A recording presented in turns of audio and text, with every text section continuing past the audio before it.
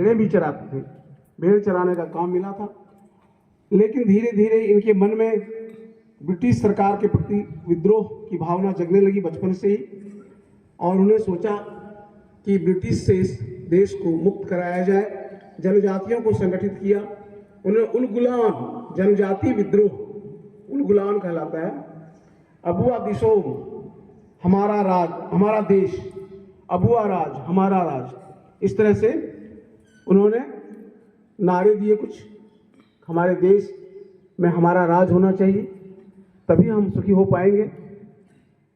पराधीनता की बेड़ियों में जकड़ी भारत माता आंसू बहा रही थी, और इस वीर महानायक के मन में देश के प्रति जो श्रद्धा और भक्ति की भावना जगी, तो लोगों के मन में भी वही अलख जगाने लगे।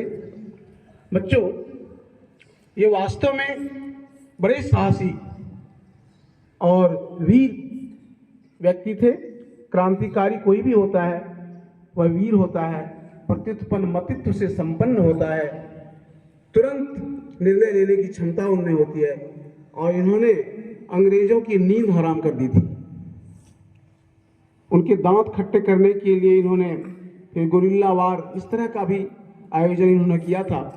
बच्चों, इनके बारे में आप पढ़िए, आप लाइब्रेरी में जाइए और आपको बिरसा भगवान पर, बिरसा मुंडा पर बहुत सारी किताबें मिलेंगी, आप पढ़िए, उनको पढ़ करके यहाँ सुनाइए, मॉर्निंग असेंबली में प्रस्तुत कीजिए।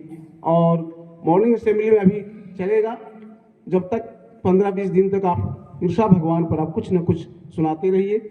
और कोई नाटक प्रस्तुत कर सकता है स्वतंत्रता सेनानी के रूप में उनके बारे में, कोई गीत प्रस्तुत कर सकता है, यहाँ नृत्य भी प्रस्तुत किया जा सकता है, जनजातीय नृत्य। ठीक है बच्चों, तो इन सब चीज़ों को आप ध्यान में रखिए।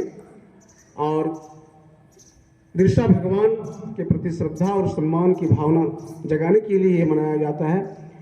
इनकी जयंती है 15 नवंबर को। साथ में अन्य जनजाति जो सेनानी थे हमारे देश में, उनके प्रति भी सम्मान करने का दिवस है यह।